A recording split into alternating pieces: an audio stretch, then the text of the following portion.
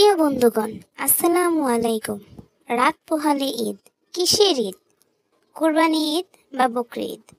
তোমরা কি জানো কোরবানির সুমহান ইতিহাস? তাহলে এসো জেনে নেই কেমন। ওমা, আমাদের গরুটা সেরা। সবাই দেখে বলে, বাহ, খুব ফেরা।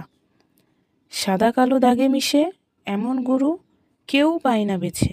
আলহামদুলিল্লাহ, খুব সুন্দর হয়েছে, কিন্তু কোরবানির মানে যেন সেটা। মানে মানে তো মাংস খাওয়া আর সবাইকে ছবি দেখানো আর দাওয়াত দেওয়া।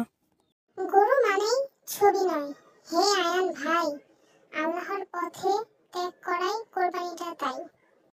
ওমা, পাখি কথা বলে, কি অদ্ভুত তার মুখের ঝড়ে। আল্লাহর রহমে যদি মন খোলে, জ্ঞান আসে যেখানেই চাইলে। ইব্রাহিম পয়গম্বর স্বপ্নে শুনেন আল্লাহর আদেশ, প্রিয় সন্তানের ত্যাগে আছে এক বড় নির্দেশ। প্রিয় পুত্র ইসমাইল বলেন, বাবা, করো যেটা চাই আল্লাহর রাহে, দেই আমি বিন্দু ভয় নাই।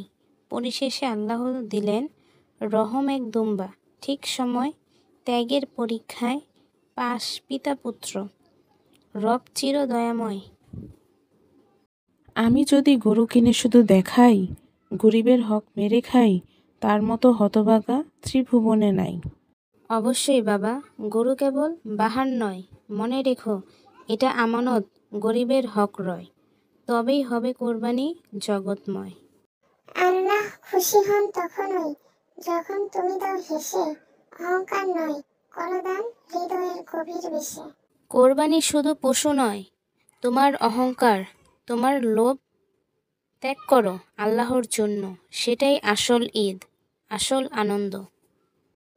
বন্ধুরা, গল্পটি অনেক মজার, তাই না? তোমাদের কেমন লাগলো